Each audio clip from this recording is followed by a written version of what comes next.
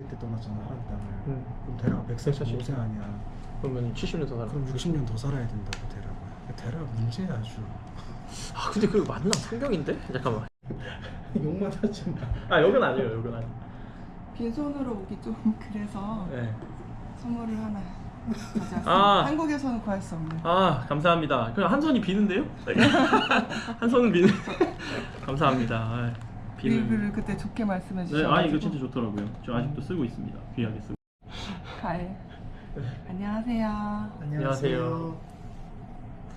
아 오늘은 저희가 또 이어서 어떤 신앙적인 주제들 몇 가지 또 이야기해 보려고 합니다. 오늘 주제는 뭔가요? 오늘 주제는 죽음과 천국에 대해서 말해보려고 합니다. 너무 가까이 앉은 거 아닌가요? 저 이렇게 가까이 앉아 있으면 네. 본인한테 유리하지. 얼굴이 조그마니까. 아 그런가요? 좀 이렇게 멀리로. 질문 드릴게요. 네. 첫 번째 질문은 자살은 죄인가요? 어떻게 생각해요? 어때요? 뭐 어떻게 말씀드리나요? 두갈식, 미갈식으로 저는 두갈식을 좋아합니다. 결론부터. 저도 두갈식 아 두갈식을 좋아합니다. 원래 논리적인 분들이 두갈식을 좋아해요. 자살은 죄입니다. 네. 저는 성경의 근거에서는 확실하게 말씀드릴 수 있을 것 같아요. 왜냐하면 항상 드리는 얘기지만 사실 삶의 주인이 제가 아니잖아요. 인생이 내게 아닙니다, 사실. 네. 그래서 인생이 태어나는 걸 선택할 수 없었던 것처럼 죽음도 우리의 선택으로 이렇게 생을 마감할 수는 없다고 보여요. 성경은 그걸 지지한다고 생각합니다. 목사님 어떠신가요? 그러니까 이게 성경을 보면 이렇게 율법이 나오고 복음이 나오잖아요. 사실 그 율법도 복음의 한 부분이긴 하죠. 은혜 위에 은혜로라고 할 때 앞에가 율법이니까.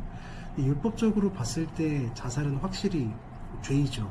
그러니까 어떤 모든 세상의 모든 자살들의 이유와 원인을 우리 보고 판명하라고 하지 않으면 그냥 명분상 자살은 율법적으로 죄가 맞죠. 그런데 성경은 율법에 대해서만 언급하고 있진 않으니까 우리가 은혜의 법으로 얘기하고자 한다면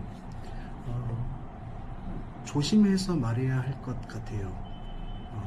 그러니까 저는 이 죽음에 대해서 불신자들의 죽음에 대해서 우리가 규정하고자 하면 예수 안 믿으면 지옥 가죠. 그런데 불신자분들의 가족들에게 얘기할 땐 죽음 근처에서 하나님이 어떻게 일하실지 우리가 모르기 때문에 그래도 하나님을 신뢰하고 믿어보자고 이렇게 위로할 때가 있거든요. 그래서 그런 차원에서 보게 돼요. 자살이 죄냐? 죄이지만 우리가 은혜를 적용시켜서 서로를 좀 이렇게 보듬을 필요도 있지 않을까. 예. 근데 사실 이게 자살이라는 게 참 특히 막 요즘 나오는 존엄사나 이런 거 사실 되게 어려운 문제잖아요. 여기서 다 담을 수 없습니다. 그 내용을. 근데 되게 쉽지 않은 것 같아요. 그러면은 만약에 뭐 억울하게 옥살이를 해서 고문당하다가 고통을 면하기 위해서 자살을 했어요. 홧김으로. 그럼 이걸 하나님이 과연 삶을 포기한 걸로 보실 건가?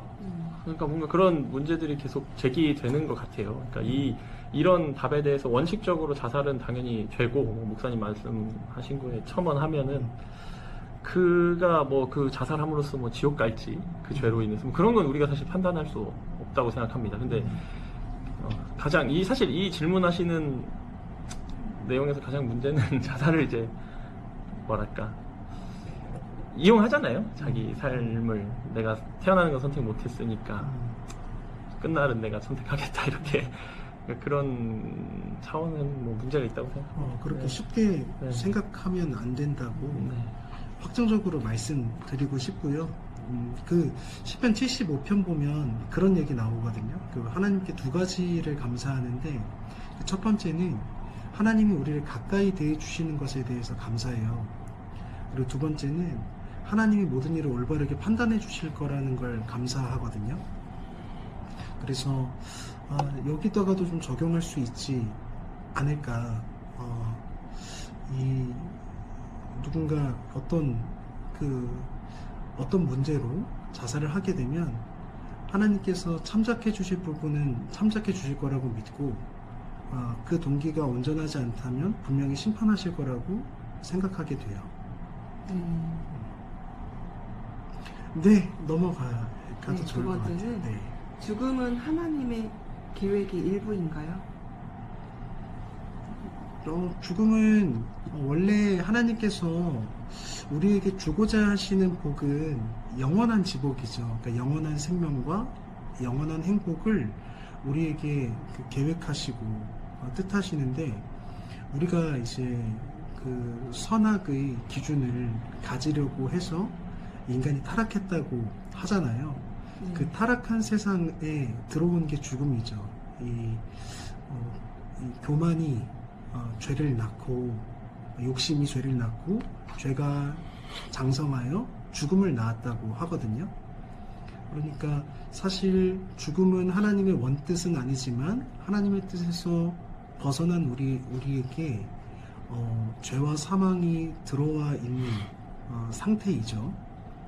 뭐 어떻게 또 다른 차원에서 얘기할 게 있으세요? 뭐 비슷하긴 한데 그냥 뭐랄까 결국은 이렇게 성경이 말하는 영원한 생명은 하나님이잖아요. 하나님과 단절된 상태가 사실 죽음입니다. 네, 하나님이 원하지 않으시는 상태고 당연히. 네, 근데 또 그때 저희가 그 신정론, 악과 고통, 죽음 뭐 이런 거 얘기했을 때 말씀드렸듯이 그걸 두시는 이유는 있는 것 같아요. 인간에게 죽음을 이렇게 어떻게 보면 이용하심으로써 인간이 유한한 존재라는 걸 깨닫고 영원하신 하나님을 보게 되고, 우리가 막 치열하게 살다가 죽음 생각하면, 저도 그래서 전도할 때 사실 죽음 전도사거든요. 죽으면 어떻게 될 건지 항상 여쭤봐요. 죽으면 어떻게 될 것 같아요가 먼저 질문이에요. 그 대부분의 복음을 대답이 뭔가요? 뭐 생각 안 해봤거나, 네. 뭐 아직은 안 죽을 것 같아요. 왜 제가 주로 젊은 사람들한테 전하니까. 네. 그러거나 아니면은 뭐 재수없는 소리 하지 말라거나. 근데 이거는 재수없는 소리가 아니라 현실이잖아요. 현실이지. 네, 근데 그 이슈를 던졌을 때 사람들은 뭐 되게 지금 내가 하고 있는 거에 의미를 다시 돌아보게 됩니다. 정상적인 네. 사고를 하시는 분들이면. 네. 네, 지금 과연 나는 7, 80년 살다 죽는 인생인데 지금 뭐 하고 있지? 네. 나는 왜 사는 거지? 나의 의미는 뭐지? 이런. 그래서 하나님을 찾는 도구로서 남겨두신 것 같아요. 네. 네. 아니, 오늘 제가 네. 오늘 또 그 CS 레이스 네. 순전한 기도 또 읽으셨어요? 네, 복습하고 왔고. 아니, 내가 이렇게 요즘 이런 거 찍다 보니까 그 대답이 결국은 그 책에서 제일 많이 내가 채취해서 하고 있더라고요. 네. 그래서 지난번에 불안에 대해서 다뤘었잖아요. 네.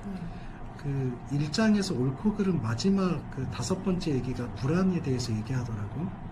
복습하다가 이제 불안이라는 단어가 떠올라서. 근데 제가 그때 불안을 이렇게 정의했었죠. 하나님으로부터 멀어진 인간의 실존적 상태라고 정의했었거든요. 근데 루이스가 좋은 말을 하더라고요. 이게 병이래요, 병. 병이라고 표현하는 게 좋았어요. 그러니까 죽음을 어떻게 봐야 하냐. 죽음도 불안, 공허, 우울과 같다고 보여요. 우울, 불안, 공허가 죽음으로 비롯된 거거든요. 그러니까 죽음도 하나님으로부터 단절된 우리의 병적인 상태, 병이다. 이렇게 인식하는 게 좋지 않을까 싶어요. 끝나셨나요? 네, 끝났어요. 그러면 가족이나 친구가 죽었을 때 신앙적으로 어떻게 위로해야 하나요? 그리고 죽은 자를 위한 기도는 효과가 있나요? 먼저 할래요? 아니, 먼저 하시죠. 내가 사실 전사님이 훨씬 더 또렷하게 말 잘하는데 내가 자꾸 아니. 좋아하다 보니까 먼저 말하게 되네. 일단 죽은 자를 위해서 기도하면 안 됩니다. 이건 확실하게 말씀드릴 수 있어요. 네. 여러분 죽은 자를 위해서 기도하지 마세요. 네. 그건 안 되고요. 하지만 죽은 사람의 가족을 위해서는 우리가 성경적인 위로를 건네야 합니다. 네. 소망을 빼앗지 않았으면 좋겠어요. 네. 제가 아까 자살 얘기할 때 그랬잖아요. 네. 우린 죽음 근처에서 일어나는 일을 모른다고. 네. 그러니까 성경적인 소망을 전달하고 네. 성경적인 믿음과 사랑을 말할 수 있어야 돼요. 네. 그걸 우리가 깊이 고민했으면 좋겠어요. 누군가가 건네는 해답으로 대답하려고 하기보다 네. 하나님이 누구신가? 그리고 하나님 앞에서 내가 어떤 사람이지? 그럼 나는 어떤 믿음과 소망과 사랑을 말할 수 있지? 말해줘야 할까? 이거를 깊이 고민하셨으면 좋겠어요. 네. 전사님. 네. 아, 이게 뭐 당연히 다 동의하는 좋은 말씀이고 죽은 가족이 죽거나 이런 분들 사실 뭐 그렇게 위로를 해주시면 되고 저는 사실 그때야말로 하나님을 전할 수 있는 기회라고 생각합니다. 너무 기회주의자 같나요? 아니요. 오로지 복음만 전하는. 아니, 근데 어쩔 수 없어요. 사람이 죽어야 자기 가족이 죽을 때야 비로소 인생을 돌아봅니다. 이거 재수없는 소리 하는 게 아니에요. 네, 진짜 현실이잖아요. 누구나 죽는데 태어나면 누구나 죽잖아요. 네. 그래서 사실 우리 전도서에도 나와 있어요. 초상집이 더 낫다고. 잔치집 가는 거. 이건 말씀입니다. 왜 그럴까에 대해서 살펴보면 우리가 죽음에 대해서 생각해 보기 때문이에요. 기쁠 때는 결혼식 가면은 그냥 뭐 맛있는 것만 먹고 배불러서 오지. 초상집 가야 삶의 의미를 돌아본다니까요. 그래서 거기서 성도들의 마땅한 자세는 불신자라면 그 사람들을 위로해주고 그 사람들의 소망을 얘기해주고 이 죽음, 아까 목사님 말씀하셨던 죽음이라는 질병으로부터 치료될 수 있는 길이 있다는 거를 넌지시 알려주셨으면 좋겠어요. 그리고 자신이 주변 사람들의 죽음을 겪었을 때, 경험했을 때 그때 뭔가 달라야 하지 않겠습니까? 성도는 그때 세상 사람들처럼 마찬가지로 뭐 울고 울 수 있죠. 슬프죠. 가족과 더 이상 볼 수 없다는 게 육체적으로 이렇게 슬픈 일이지만 뭔가 좀 달랐으면 좋겠어요. 복음을 알고 믿는 사람이라면 다를 수밖에 없습니다. 죽음을 대하는 태도가. 죽음이 우리 소망의 시작이기 때문에. 맞아요. 네. 소망의 시작이죠. 네. 그 성경에서도 히브리서 10장 27절 보면 한 번 죽는 건 사람에게 정해진 일이요 그 후에는 심판이 있다고 가르치잖아요. 이 말씀을 좀 믿는 사람들은 깊이 새겨야 할 것 같아요. 하나님이 믿지 않는 사람들에게만 주신 질병이 아니라 믿는 사람들을 포함해서 모든 인간에게 주신 질병이거든요. 한 번 죽는 건 사람에게 정해진 일입니다. 하지만 그 후에 하나님의 판단이 있다는 걸 우리가 기억해야 할 것 같아요. 근데 판단이 하나님이 심판이라 그러면 기분 나빠할 게 아니라 가장 공명정대할 것이다 라고 우리가 기대할 수 있습니다.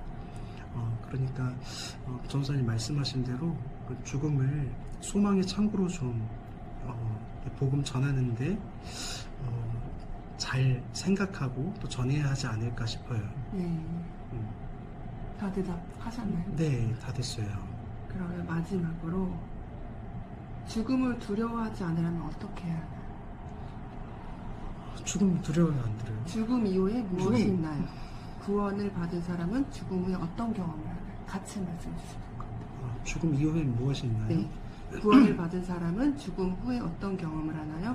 죽음을 두려워하지 않으려면 사실 이거는 어떻게 해야 목사님 먼저 말씀하셨으면 좋겠는데 그 전에 한마디만 할게요. 네. 안 죽어봐서 사실 모릅니다. 정확히는. 저희도 안 죽어봤기 때문에 직접 경험자는 아니에요. 근데 이제 성경을 근거로 말씀을 해주시면 일단 어떻게 이렇게 돼 있다는. 네. 일단은 첫 번째 질문이 죽으면 어떻게 되나요? 이후에 무엇이 있나요? 죽음 이후에는 그 심판이 있는데 사실 죽고 나면 바로 영혼이 이제 형벌의 장소와 또 하나님 곁으로 나뉜다 그래요. 조직신학적 설명인데 우리가 죽으면 우리 영혼이 하나님께로 가거나 아니면 형벌의 장소로 가서 고통을 받습니다. 언제까지 그러냐면 예수께서 재림하실 때까지예요. 예수께서 재림하시면 이제 최후의 우리 계시록에 나오는 흰 보좌의 심판이라고 하는 마지막 심판이 있게 돼요. 두 번째 심판이. 그럼 그때 이 형벌을 받고 있는 사람들이나 영혼으로 하나님과 함께하고 있던 사람들 모두 새로운 육신을 받는다 그래요. 그래서 기독교는 기본적으로 그 의로운 자나 불의한 자나 육신의 부활을 합니다. 육신의 부활을 경험하게 될 거고 우리가 새로운 몸을 입고 구원을 얻은 사람들은 새로운 몸을 입고 영원한 하나님 나라를 영혼과 육신이 함께 누리게 되는 그런 세계를 경험하게 됩니다.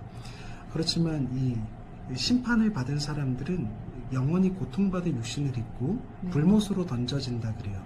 거기는 불이 꺼지지 않고 구더기가 죽지 않는 하나님의 부재 속에서 살아가야 하는 현실이라고 명시하고 있어요. 네. 그리고 뭐 죽음을 두려워하지 않는 방법? 네.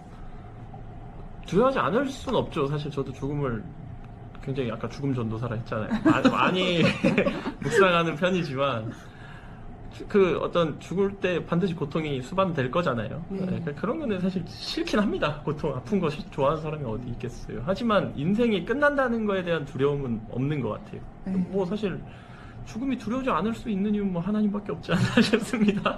네, 신앙밖에 방금 목사님 말씀하신 그런 말씀에 나온 그렇게 내가 된다는 그런 거에 대한 정확한 지식과 네. 그 믿음과 그리고 내 삶에서의 경험과 뭐 이런 것들이 있으면 사실 죽음 자체는 두려워하지 않을 것 같아요. 네. 더 하실 말씀 있으신가요? 네, 아니요. 그 질문이 하나 더 있지 않았나요? 죽음을 이건 했던 거예요. 구원을 받은 사람은 죽음에 어떤 경험을 하나 이거 말씀하신 거예요? 다 말한 네. 것 같네요. 네. 네. 더 말씀하실 거 없으실까요? 죽음이나. 제가 이제 이런 설명을 하다 보니까 자꾸 천국을 이제 죽어서 경험할 것으로만 전달이 되는 것 같아서 하지만 누가복음 말씀 보면 누가복음 17장 21절인가요? 하나님 나라는 우리 안에서 먼저 시작된다고 하거든요. 네.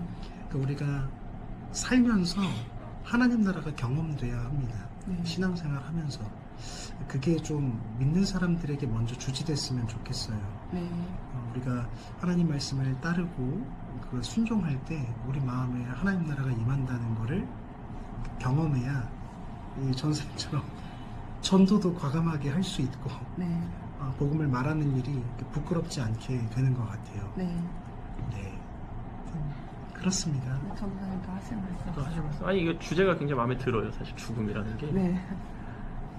항상 이제 모든 이게 성도분들이나 뭐 이렇게 이걸 보시는 분들이 다 죽음에 대해서 매일 생각해 보셨으면 좋겠어요. 매일의 삶 속에서 네. 나는 결국 죽는 존재인데 왜 네. 살지 이런 것들은 네.